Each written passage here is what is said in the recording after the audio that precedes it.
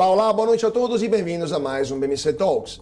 Hoje à noite o nosso papo será sobre sustentabilidade. O que o Brasil está fazendo para mostrar ao mundo como é possível ser mais sustentável, como as empresas podem ser mais sustentáveis. Teremos uma COP aqui no Brasil neste ano, como as empresas brasileiras estão se preparando para isso e os nossos campeões brasileiros de sustentabilidade, o que eles estão mostrando do jeito brasileiro de fazer as coisas para o mundo. E temos hoje aqui nos estúdios da BMC para falar sobre esse e muitos outros assuntos o vice-presidente da Ambipar, Rafael Tello. Rafael, muito boa noite, é um prazer ter conosco mais uma vez, aqui nos estúdios da BMC. Bem-vindo. Muito obrigado, Carlos. Boa noite a todos os espectadores e muito feliz de estar aqui novamente. Rafael, já falamos no ano passado um pouco da Ambipar, da trajetória. Para o nosso público que não conhece muito o que a Ambipar faz e também a sua trajetória profissional, você que é vice-presidente de sustentabilidade desse grupo, dessa multinacional brasileira, Quem que é Rafael Tello no mercado em um minuto? Rafael Tello, economista de Belo Horizonte, em São Paulo há 3 anos, trabalhando com sustentabilidade há 18 e um grande entusiasta de sustentabilidade corporativa. Eu acredito piamente que a sustentabilidade veio para fazer os negócios melhores e ajudarem a gerar mais impacto para o planeta e para toda a sociedade. Perfeito. E vamos falar um pouco da Ambipar, Essa multinacional brasileira, orgulho do Brasil nesse aspecto, nesse segmento. O que a Ambipar faz e como a gente pode definir a Ambipar nesse momento?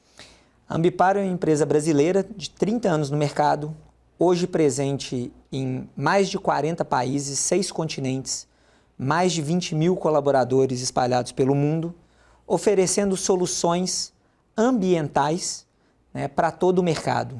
Então, a Ambipar é uma empresa que ela busca, primeiro, prevenir, evitar danos ao meio ambiente e à sociedade. Então, fazemos isso por meio de treinamentos, consultorias, tecnologia, inteligência artificial. Então, ajudar as empresas a entenderem os seus riscos e a trabalharem para mitigá-los, evitando qualquer problema.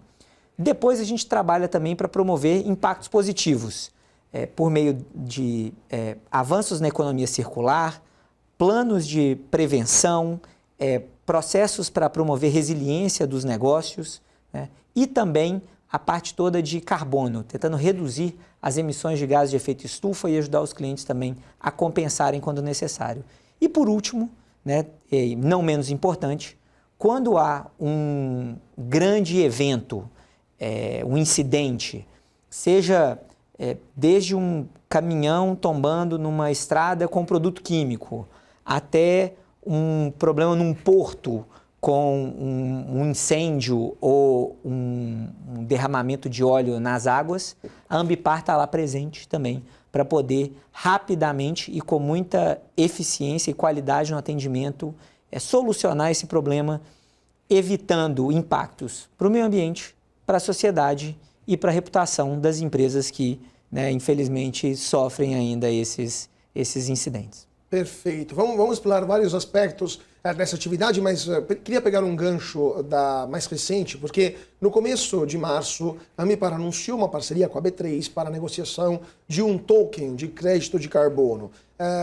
Como é que funciona isso? Vamos ter no Brasil, finalmente, uma negociação, um trade de créditos de carbono e o que essa novidade representa também para os investidores da Ambipar e, em geral, do mercado financeiro? Perfeito. Essa foi uma parceria que foi muito satisfatória, a gente ficou muito feliz. Fizemos essa cooperação com a B3 Digitas, que é a plataforma da B3 que cuida de todos esses ativos virtuais. E o que a gente está fazendo lá com a B3 Digitas? A gente está pegando os nossos créditos de carbono. Hoje nós somos geradores genuínos de crédito de carbono, nós administramos uma área de mais de 2,5 milhões de hectares na Amazônia, temos projetos de reflorestamento no sudeste da Mata Atlântica, muito relevantes, e a gente, através desses projetos, a gente gera créditos de carbono, ou seja, quando a gente conserva ou recupera uma área florestal, isso tira carbono da atmosfera e isso pode se converter num crédito.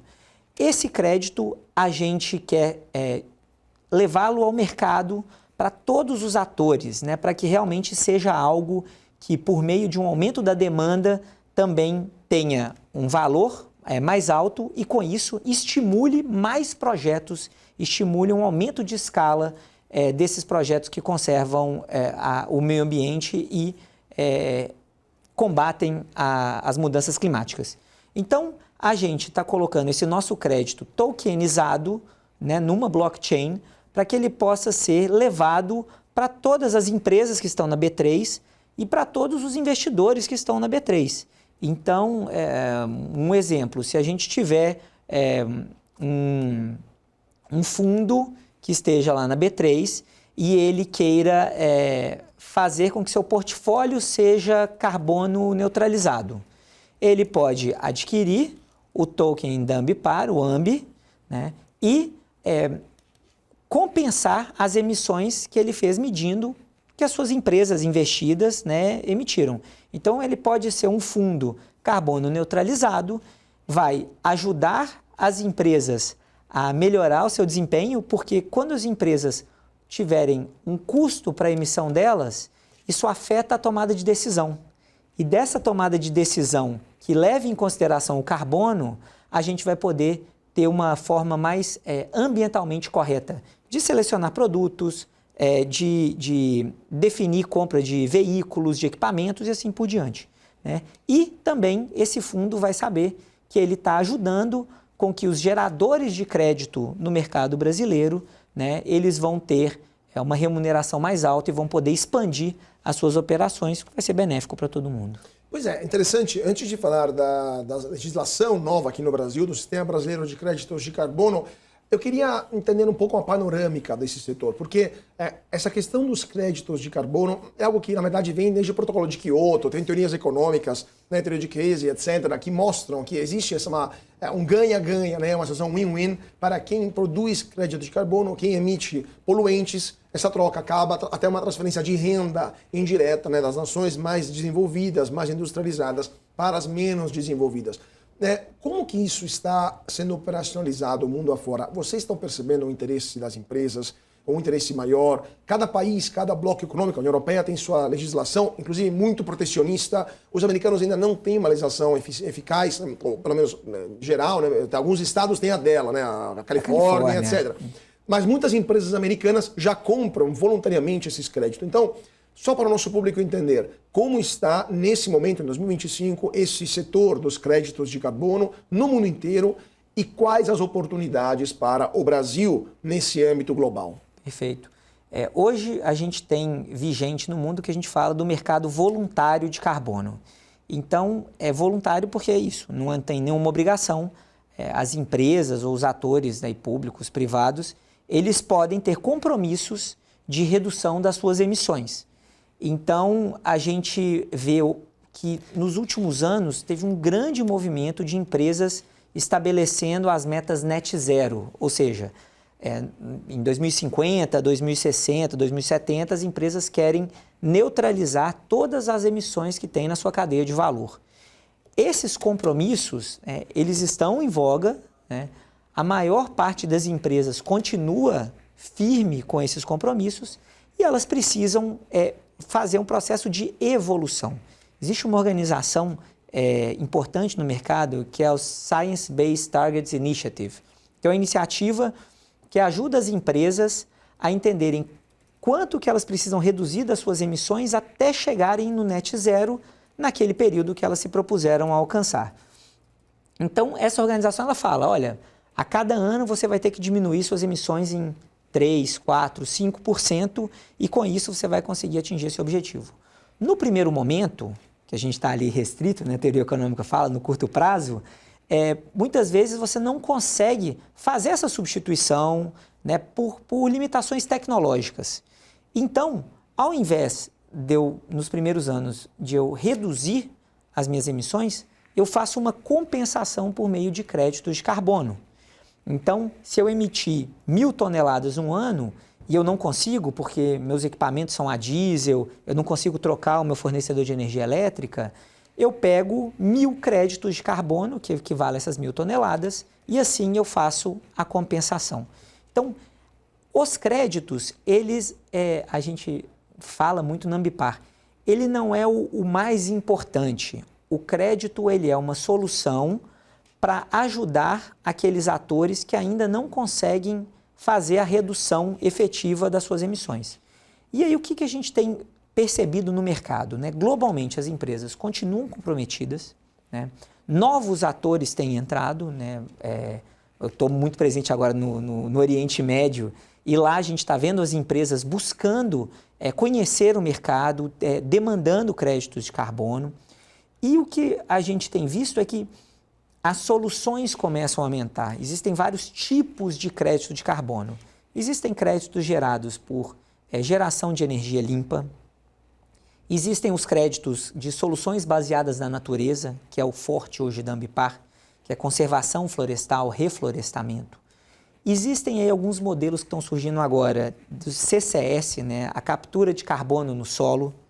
Então, ao invés de você jogar o CO2 na atmosfera, você reinjeta ele no solo e aí você está conseguindo ajudar no combate às mudanças climáticas. Isso é muito importante para aquelas indústrias que têm dificuldade de mudar a sua tecnologia para conseguir fazer emissões, exemplo, cimento, siderurgia, etc. E a gente tem outros modelos, né, que a gente tem visto, por exemplo, o Blue Carbon, que é um crédito de carbono que vem de ecossistemas marinhos ou associados ao ecossistema marítimo. Então, a gente está falando de mangues, de restinga, né, e até de, enfim, plantas, algas no ambiente aquático que podem capturar carbono. Então, isso também a gente está vendo o desenvolvimento. E tem espaço para todo mundo, né, no mercado. A gente ainda precisa avançar muito para cumprir o Acordo de Paris. E o que a gente vem tentando, e aí é o que a gente fez com a B3 Digitas, é justamente levar o crédito da forma mais fácil possível para os diferentes atores do mercado. Então, a gente tem uma plataforma própria dentro da Ambipar, a gente tem um Ambify, que a gente coloca num app nosso mesmo. A gente fez a parceria com a SAP no ano passado, para que qualquer empresa que use SAP possa fazer a sua compensação, e agora na B3 Digitas, e estamos conversando com outros atores também, para ver se a gente consegue mais espaço para ofertar o crédito na forma que ele vai ser mais bem recebido, né, pelos demandantes e pelas pessoas que querem ter um impacto ambiental mais ampliado, impacto ambiental positivo ampliado. Só para terminar, aqui temos 2 minutinhos antes dos comerciais. Então, você consegue prever se daqui a alguns anos teremos no Brasil, assim como temos o mercado de debêntures, o mercado de ações, o mercado de fundos imobiliários, teremos também um mercado listado na B3, onde será possível adquirir, até para pessoas físicas, adquirirem créditos de carbono ou outros produtos ligados a esse universo de sustentabilidade e depois, eventualmente, revendê-los para empresas, ou isso será algo limitado para quem emite e depois vai ter que compensar? Não, a gente acredita, né, que isso será um mercado. A gente quer ver esse crescimento, a gente quer promover esse crescimento. Todo mundo emite. A nossa vida, né, depende de energia, né, e de atividades que geram gases de efeito estufa. Como eu falei, para nós o mais importante é que a gente consiga educar pessoas e empresas para que elas reduzam as suas emissões. Mas uma vez que a gente vai chegar em limites, a gente vai ter que trabalhar com a compensação. E aí essa compensação, para que ela seja eficaz e que ela entre mais rapidamente na vida das pessoas e das organizações, tanto melhor ela ser da forma que elas já estão acostumadas, que é com os ativos, que é com negociações, que é com banco, né? Então, a gente acredita no mercado, mas lembrando, o crédito de carbono, a função última dele é neutralizar alguma emissão que foi gerada. Então, sempre esses créditos eles vão ter que ser aposentados e eu acho que isso é até positivo, porque quando a gente tem esses ativos sendo retirados do mercado, a gente não vai ter depreciação, né, ou a gente não vai ter movimentos ali robustos, né? Então, é isso que a gente está buscando tornar realidade. Vamos continuar sobre esse assunto, mas antes disso, rapidíssimo intervalo, 2 minutinhos e já voltamos com o nosso Talks para falar de sustentabilidade com o VP da Ambipar. Não sai daí, voltamos já já.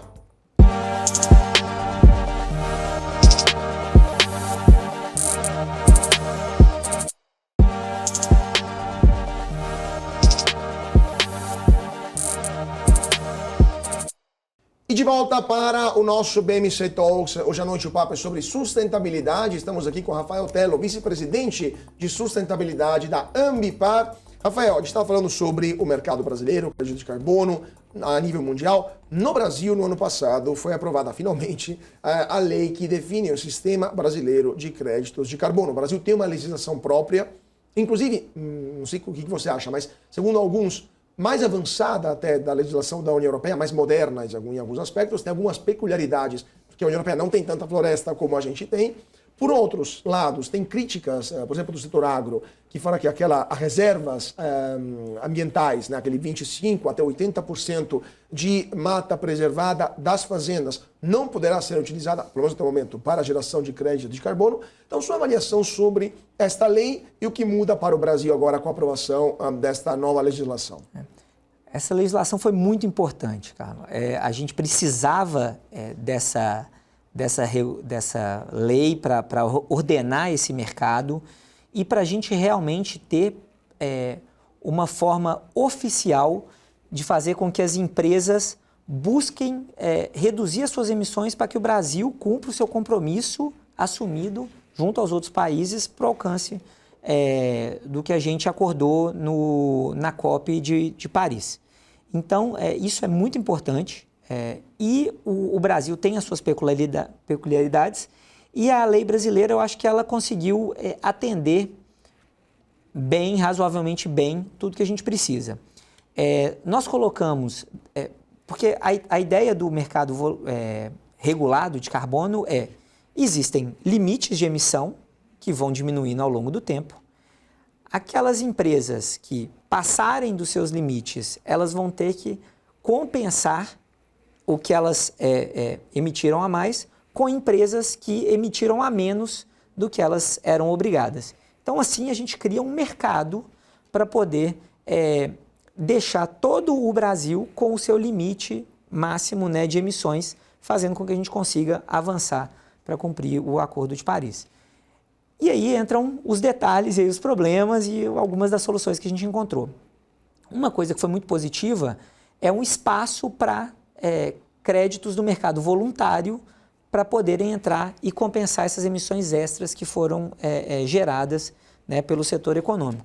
Então, isso é importante porque ajuda a gente a reforçar a proteção das florestas, ajuda a gente a trazer recurso para a recuperação, para a regeneração das florestas e, inclusive, ajuda a gente a achar mais caminhos para fazer uma integração de produção agrofloresta. Então, pecuária, agricultura e floresta em sistemas produtivos, inclusive, em alguns casos, até mais produtivos do que os sistemas tradicionais que a gente tem. Então, isso foi um ponto muito positivo, né?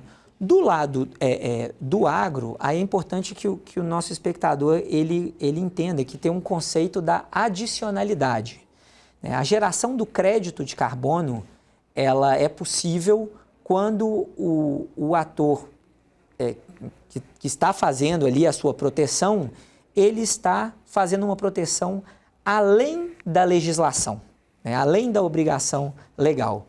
E o que aconteceu com o Brasil é isso. Como a gente tem no nosso Código Florestal a reserva legal obrigatória... Uma das mais rígidas do mundo, por sinal, né? Exatamente.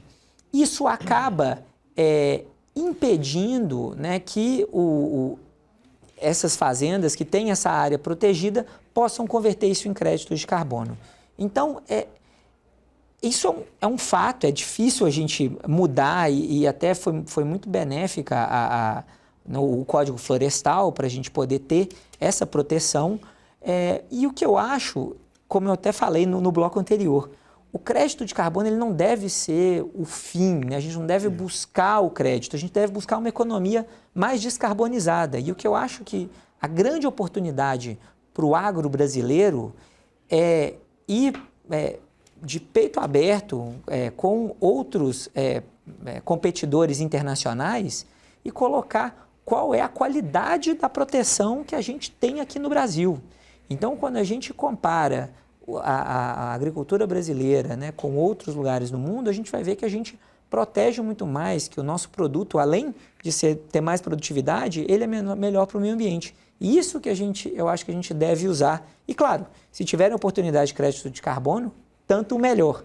Mas eu acho que antes de tudo é mostrar para o mundo que a gente tem, né, uma grande parte do agro brasileiro que é realmente mais benéfico para o meio ambiente do que os nossos concorrentes internacionais. Com certeza, muito mais sustentável, porque na Europa, por exemplo, não existe essa obrigatoriedade de preservar uma área tão grande, aliás, zero área preservada. Você tem 1 hectare, você planta no hectare inteiro, não precisa preservar nada lá. Tanto que a Europa não tem quase mais florestas nativas, né, diferente do Brasil. Agora, só para terminar esse assunto, mas antes de falar sobre as soluções brasileiras, esse Brazilian Way, né, a gente poderia chamar. Inclusive é até interessante para a COP, vou sugerir para o governo esse lema. Muito Brazilian bom. Way da sustentabilidade. Essa questão você falou, o crédito não é o fim, é um instrumento para chegar a um fim da descarbonização.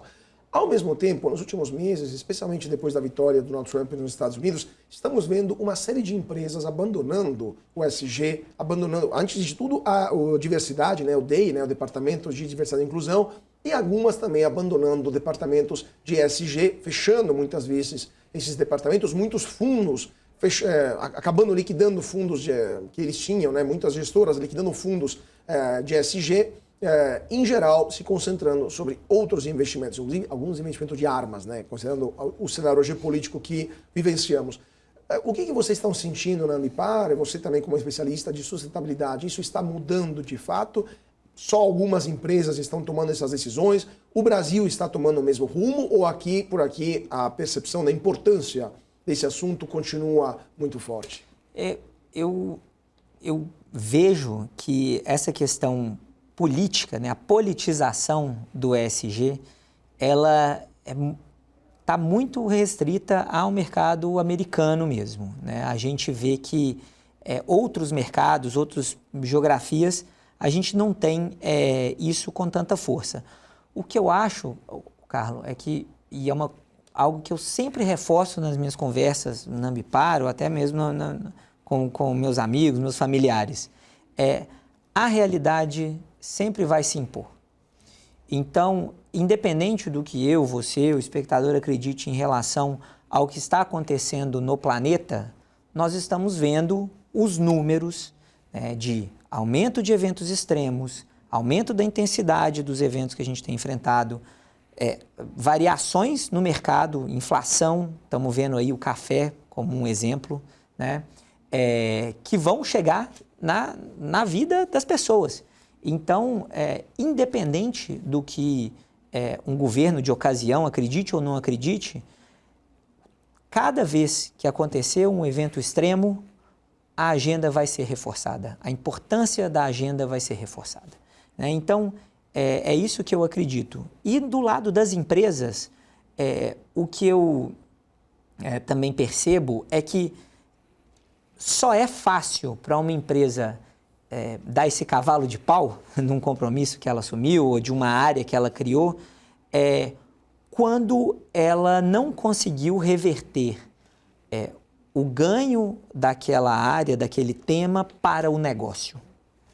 Eu me lembro quando eu tinha a minha consultoria, né, que depois acabou se integrando à Ambipar, e eu atendi alguns clientes muito inovadores, né, que investiam muito em pesquisa e desenvolvimento. Esses clientes tinham diversidade e inclusão como tema prioritário, fundamental para o negócio, porque eles acreditavam e tinham evidências que quanto mais diversa a empresa era, mais ideias eles tinham, mais visões complementares eles tinham e com isso eles conseguiam inovar mais. E isso se transformava em resultado para o negócio. Então, alguém que consegue do dia para a noite acabar com uma área de diversidade e inclusão é porque aquilo não foi revertido em algo positivo para o negócio. E o mesmo eu falo para parte de descarbonização, ecoeficiência e outros temas ligados à sustentabilidade. E aí que é onde é bacana no caso da Ambipar. A gente ajuda sempre os nossos clientes a conseguir reverter os serviços que a gente presta, o apoio que a gente presta na parte socioambiental para ganhos diretos ou indiretos ao negócio. Então, quando a liderança da empresa e os acionistas, eles veem que a empresa mais sustentável é uma empresa melhor, não é uma empresa mais verde, simplesmente é uma empresa melhor, mais competitiva, mais produtiva, isso reforça ali e mantém a pauta, né, como elemento diferenciador do negócio, e aí a gente vai ter, vai ser muito difícil, você vai ter muita resistência para poder romper isso, e é o que, para minha alegria, a gente está vendo em boa parte das empresas aí pelo mundo que a gente atende. Falando nisso, só para terminar esse bloco também, a Ambipar, falamos, uma multinacional brasileira, dezenas de milhares de colaboradores, dezenas de países também. Qual que é a área geográfica que hoje vocês percebem mais pujante em questões de demanda dos serviços da Ambipar, questões de também interesse em entender as soluções brasileiras? Oriente Médio, depois a gente vai falar também do Oriente Médio, sobre mais atenção, a Ásia, a Europa, os Estados Unidos. Qual área está se tornando mais relevante para a Ambipar hoje? A gente tem tido um crescimento muito grande na América do Norte. Então, como eu falei, a gente não pode também olhar os Estados Unidos como uma coisa única. Tem várias geografias lá dentro, mas a América do Norte a gente tem percebido um aumento de demanda, né, porque as empresas também querem lidar melhor com os riscos climáticos que elas estão enfrentando. Então, a América do Norte é um mercado onde a gente tem avançado bem. E agora, né, o Oriente Médio, a gente abriu o escritório da Ambipar em novembro do ano passado, e para nossa alegria, a gente tem visto muito interesse, né, das empresas lá da região conhecerem as soluções brasileiras, e a gente tem tido conversas muito produtivas e positivas lá para realmente cooperar e a gente ser um player lá relevante, trazendo o que a gente tem de positivo, né, do Brasil e também de onde a gente opera, né, para combinar com as soluções que as empresas têm lá na região. Perfeito. Vamos para mais um rapidíssimo intervalo e já voltamos com o Rafael Tello, vice-presidente de sustentabilidade da Ambipar. Não saia daí, voltamos já já.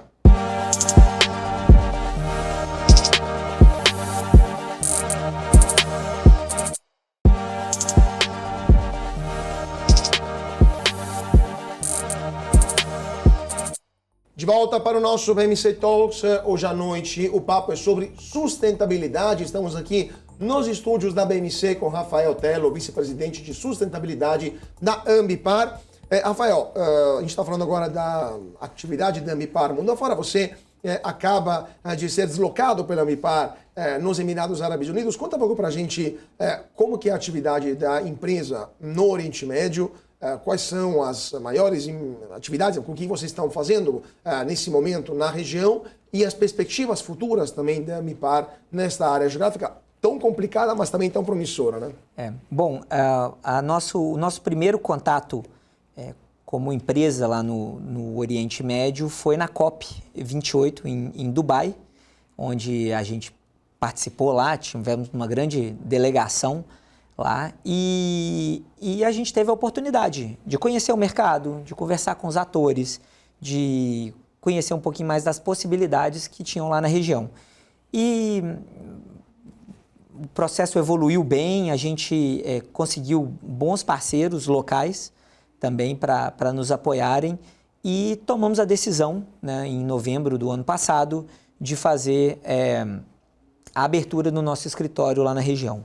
Então, a gente optou por ter o nosso escritório nos Emirados Árabes Unidos, porque assim a gente ficaria dentro da área de cooperação do Golfo, né, o GCC, e com isso a gente poderia posteriormente expandir para Omã, Arábia Saudita, Catar, Kuwait, né? Então, é um mercado muito pujante em termos econômicos e muito interessante também, muito preocupado em promover a sustentabilidade nos seus negócios, na sua economia. São países muito dependentes de óleo e gás e que tem grandes desafios ambientais. Então, o que chamou muito a nossa atenção, economia circular, é algo que não existe praticamente lá na região, e a gente ficou muito interessado em levar a nossa forma de trabalhar, as nossas tecnologias, para poder atuar lá na região. Mas, obviamente, a gente tinha também uma atenção à response para a parte de óleo e gás. Então, o setor com muito risco. Então, a gente também queria atender os atores lá na região. E hoje a gente tem conversas amplas lá. Então, a gente está conversando não só com o setor de óleo e gás, a gente fala com o setor de tecnologia, a gente fala com o setor de construção, real estate. A gente está, inclusive, conversando com alguns atores públicos para colaborar com alguns projetos, né, lá também. Então, tem sido bem intensa a nossa agenda lá na região, mas um mercado muito aberto, muito dinâmico. Então, é muito rápido, assina um NDA, organiza um MOU e com isso a gente já vai para as oportunidades de mercado. Então, por isso, a gente tomou essa decisão, né? Então, foi em conjunto, eu estou indo para lá para liderar essa operação junto com o nosso conselheiro lá da região, o Rodrigo Paiva, para a gente poder realmente levar esse jeito brasileiro de fazer sustentabilidade lá para a região, e a gente está acreditando que em breve vamos estar trazendo bons resultados ali também para o grupo e expandindo, né, abrindo mais oportunidades também para o Brasil se relacionar lá com os países e com as empresas da região. Legal que tudo isso surgiu graças a uma COP, né? A COP organizada 2 anos atrás, né, em Dubai.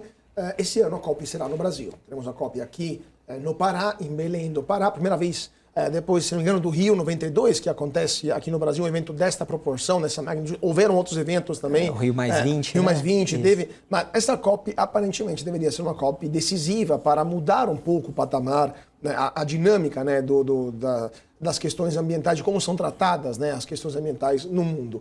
Esse paradigma que poderia ser alterado. O que vocês, primeiramente, o que você espera dessa COP aqui no Brasil? Depois a gente fala também um pouco do que o Brasil poderia agregar. Mas qual que é a sua visão? A COP acontece daqui 6 meses. O que você espera dessa COP lá em Belém? Eu tenho falado muito que a gente não deve olhar a COP como um evento em si, né? A COP ela é um marco dentro de uma trajetória. Então, o que eu espero é que essa COP na Amazônia, especialmente depois de Dubai e Baku, que ela abra os olhos do mundo para quais são os desafios e as contribuições que os países tropicais com grandes quantidades de floresta, com grande biodiversidade, como que a gente deve encarar, né, esses países, essas economias, essas populações dentro do desafio do combate às mudanças climáticas. Então, o que eu espero, Carlos, é que ao final da COP a gente tenha pautas brasileiras abraçadas por outros países, pautas dos países tropicais sendo colocadas na mesa de negociação com apoio de muitos atores, né? E eu espero também que a gente tenha nessa COP um marco do protagonismo brasileiro econômico na economia verde. Então, o Brasil, você falou muito bem, a gente lá em 1992 fizemos a Rio 92, a Eco 92, e isso colocou o Brasil numa posição de protagonista político dentro da sustentabilidade, das questões ambientais, da construção de uma economia verde. O que a gente precisa, como país, é colocar agora o Brasil como um líder econômico da economia verde. Então, eu espero que, passada essa COP, os biocombustíveis brasileiros, carbono zero ou carbono negativo, sejam vistos por muitos países como potencial solução para a transição energética. Eu quero que as soluções da Ambipar e de outros parceiros em economia circular tenham atenção e sejam demandadas em outros países. Eu quero que a nossa gestão de diversidade, de sustentabilidade, tenha espaço para ser também vista como uma referência para outros países. Então, o que eu acho que a grande contribuição da COP é levar as pessoas para a Amazônia, para que elas entendam aquele ambiente, vejam que lá existem pessoas, existem cidades, existem economias, né, que precisam conviver de forma harmoniosa com a natureza e que os países, né, alguns deles apoiem o Brasil com recursos, com tecnologia, e que o Brasil também apoie os outros países também com tecnologia, com recursos, para que a gente possa realmente ter um papel, né, geopolítico mais importante, né, e que as nossas empresas consigam trazer desenvolvimento para o Brasil por meio das suas soluções de sustentabilidade. Não, é justamente esse ponto interessante, fora a dificuldade de fazer uma COP no meio da Amazônia, né?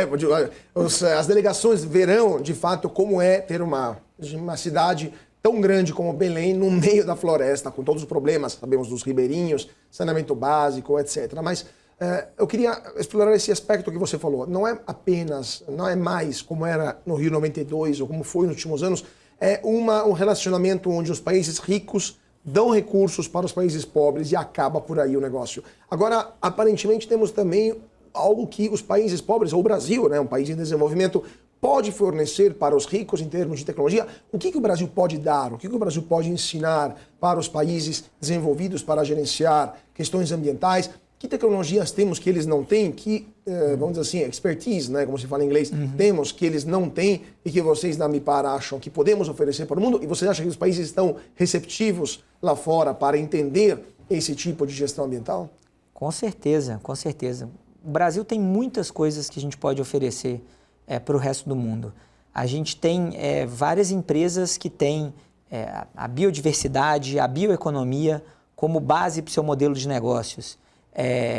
Hoje você consegue tomar um açaí em qualquer lugar do mundo. Qualquer grande cidade do mundo vai ter uma loja de açaí levando a bioeconomia da Amazônia, né, para o mundo. Então, isso é algo que a gente pode levar para o mundo. Outra coisa é a questão dos biocombustíveis. Então, nós tivemos também um outro evento aí que a gente conhece bem em Davos. Esse ano, a gente firmou uma parceria com a B8 para colocar o Bevante, o combustível deles, né, o biodiesel deles, que pode ser colocado em veículos convencionais. Né? Então, essa é uma tecnologia que a gente está testando, a gente quer colocar isso em massa dentro dos nossos equipamentos e eu entendo que é uma forma da gente poder também virar um grande exportador desses combustíveis aí para o mundo. É algo que a gente pode ensinar. O etanol também, que a gente tem hoje no Brasil, nos nossos veículos flex, é algo que a gente também pode levar para o mundo, solução rápida para a descarbonização. A gente tem toda a tecnologia da Embrapa, que é um grande orgulho brasileiro, que também pode ajudar a combater a fome e também trazer recursos para energia renovável para o mundo. E a gente tem também coisas que aí não são tão conhecidas, mas dentro da Ambipar, por exemplo, a gente treina equipes de indústrias, de polícias, de forças armadas do mundo inteiro para lidar com situações de emergência, emergências ambientais, né, e situações que coloquem em risco as pessoas e o meio ambiente. Então, hoje a gente tem centros de treinamento no Brasil, na América Latina.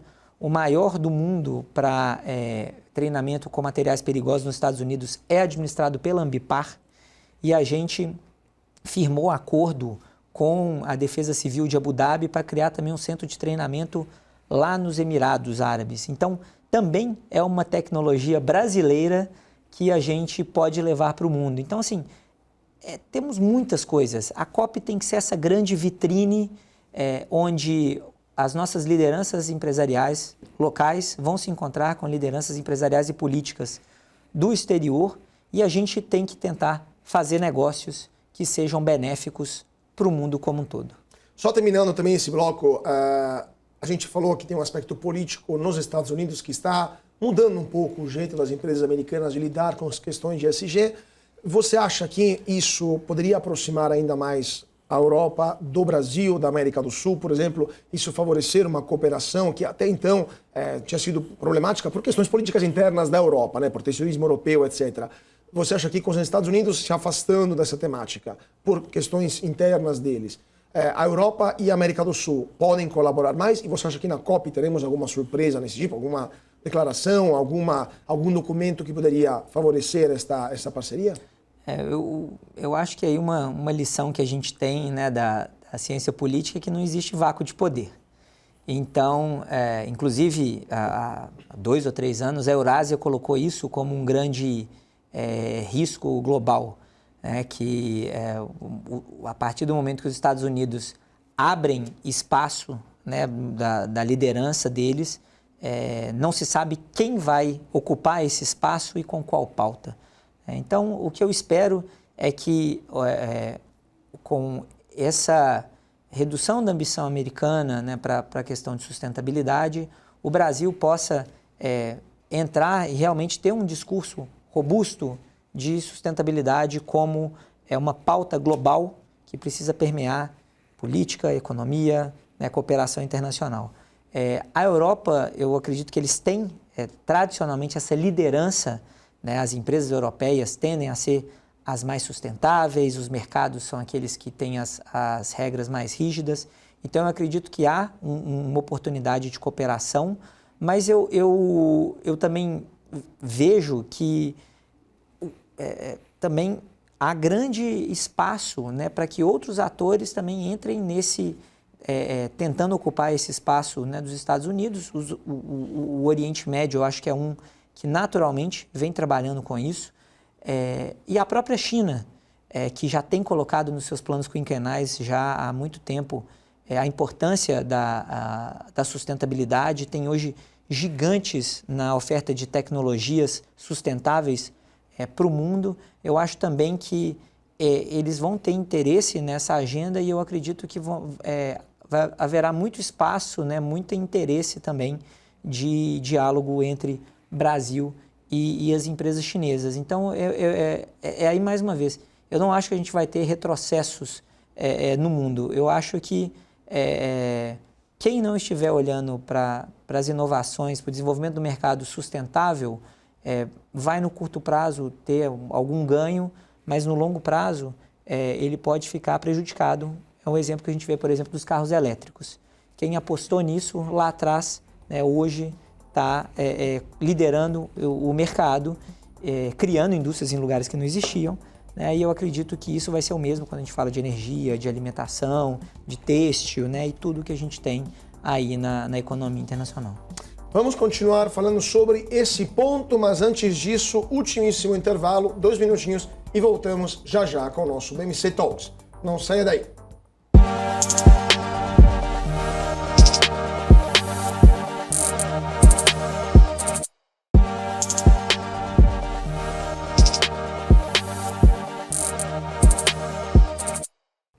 E de volta para o nosso BMC Talks, hoje à noite o papo é sobre sustentabilidade. Estamos aqui nos estúdios da BMC com Rafael Tello, vice-presidente de sustentabilidade da Ambipar. Rafael, a gente está falando da COP30, terminando só esse aspecto. A COP não é apenas um fórum de diálogo multilateral, é também um fórum de business, de negócios. O que você espera que isso deixará como legado para o Brasil em termos de aumento de produtividade, melhorias na parte econômica? O que a economia circular e o que esse setor podem representar para a economia brasileira e eventualmente do mundo também? Eu entendo que a COP ela vai ser uma oportunidade de debate, discussão, aumento de relacionamento e aproximação do Brasil com o resto do mundo. Na parte economia circular, especificamente, a gente tem visto uma série de regulamentações e a legislação que está seguindo da Política Nacional de Resíduos Sólidos, isso vem evoluindo, nos últimos anos, especialmente no ano passado, avançou muito. E o que eu espero é que a COP ela seja realmente um marco onde a gente vai ter uma posição brasileira do que a gente quer como sociedade para a economia circular, que tem um potencial de reduzir 40% das emissões que a gente precisa reduzir para cumprir o Acordo de Paris. Então, a gente tem diante de nós aí nos próximos meses a possibilidade de fazer grandes mudanças na legislação brasileira e promover os ganhos que, segundo estudo recente aí da Fundação Dom Cabral, a gente consegue aumentar, né, para cada percentual de reciclagem que a gente aumenta, gerar 9 mil empregos. O número total até 2040 pode ser de mais de 240 mil empregos da população mais vulnerável do país sendo gerado por causa de economia circular. Com isso, a gente vai reduzir emissões e a gente consegue colocar na economia, só de material que a gente vai deixar de levar para o aterro, 11 bilhões de reais por ano, né, para essas pessoas e a cadeia da reciclagem. Então, eu espero que na COP a gente tenha a economia circular colocada com muita força e a gente acabe com algumas excrescências que a gente tem, né? Por exemplo, de importar resíduos, né, para o Brasil. A gente recicla 4% do que a gente gera e a gente continua importando resíduos de outros países do mundo. Isso tem que acabar. Por que o Brasil faz isso? Só para o nosso público entender. Assim, por que o Brasil importa resíduos do mundo inteiro? Existe o interesse de todos os países de não ter que lidar com o seu problema do lixo. E o mais fácil é mandar isso para algum outro país que queira receber isso.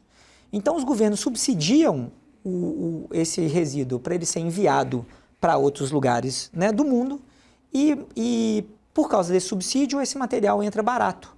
Então, as empresas, elas compram esse material, ele já chega num container, pronto, chega na fábrica, aí chega com, muitas vezes, nem como resíduo, utiliza-se um termo que é matéria-prima secundária, que é uma forma de você falar, né, você não dizer a verdade que você está importando resíduo.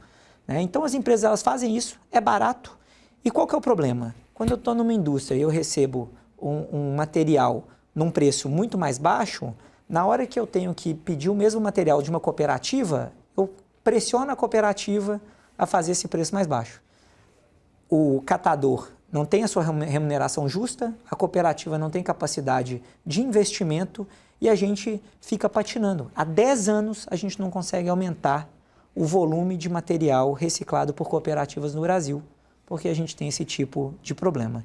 Então isso é algo que eu quero que a COP ajude a gente a sinalizar para o mundo inteiro quão sério a gente vai tratar esse tema daqui para frente. Esse é um claro exemplo de interesses conflitantes entre países, né? Tem países fazendo dumping com lixo e o Brasil acaba tendo problemas até sociais, né? Porque o catador tem essa vida muito complicada, muito humilde por causa de tudo isso. Ou seja, por causa do subsídio que outros países dão, o catador aqui no Brasil acaba tendo esse problema. Rafael, poucos minutos, infelizmente o tempo aqui é tirano antes de terminar. O que um jovem brasileiro hoje que se interessa de questões ambientais, de questões de economia circular, que quer gerar valor agregado para a sua empresa ou para o Brasil, pode e deve fazer? E as faculdades? Aí a pergunta como professor universitário que te faço. O que uma faculdade, o que um centro de pesquisa deveria olhar com mais atenção para poder interceptar essa nova tendência e eventualmente contribuir também para o debate, não só aqui no Brasil, mas no mundo inteiro? Bom, eu acredito e desejo que a gente evolua para o que tem se convencionado aí de chamar de capitalismo de stakeholders, que é um capitalismo onde os atores econômicos eles tentam gerar o máximo de valor para o máximo de públicos de relacionamento que eles têm. Para fazer isso, os estudantes, os futuros profissionais, os profissionais que estão hoje no mercado, eles podem utilizar a sustentabilidade para ajudá-los a agregar valor de duas formas.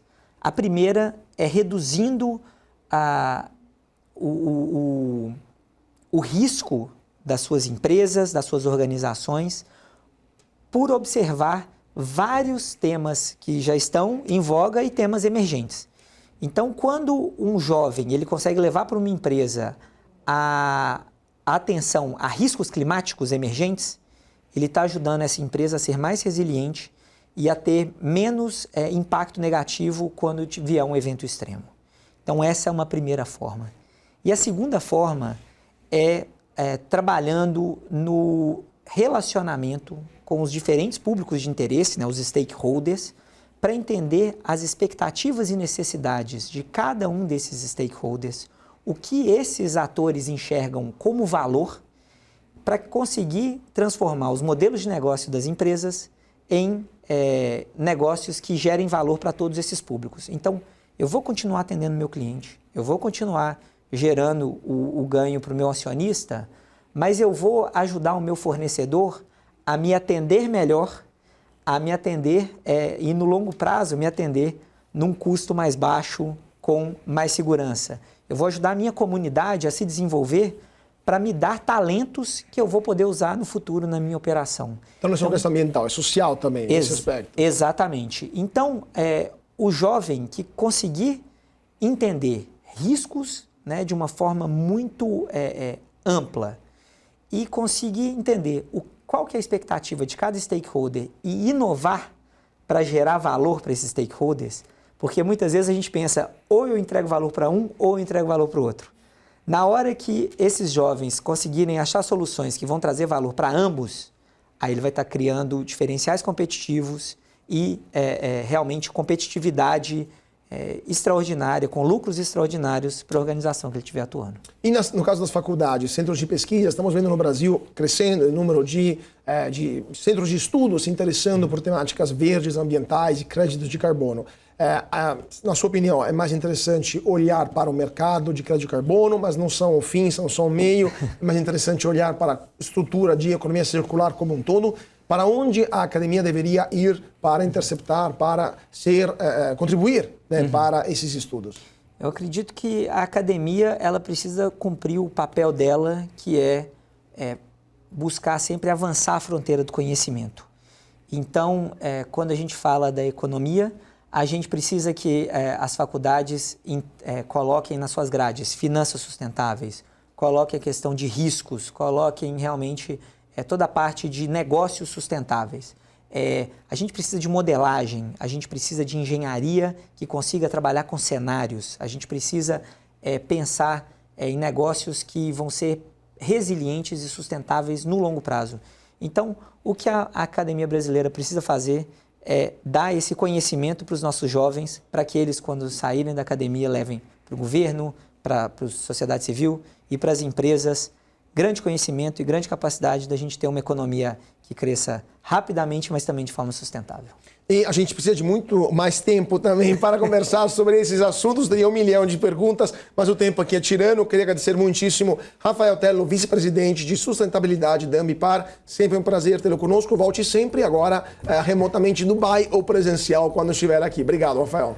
Muito obrigado pelo convite. Sempre um prazer e espero que os nossos espectadores continue essa conversa aí com a gente ao longo do tempo. Com certeza. E muito obrigado a vocês que estão seguindo a gente. Continue na nossa programação aqui na BMC e nós vemos na semana que vem para mais um papo sobre política, economia, finanças, negócios e internacional. Mais uma vez, muito obrigado a todos pela atenção, uma ótima noite e até mais.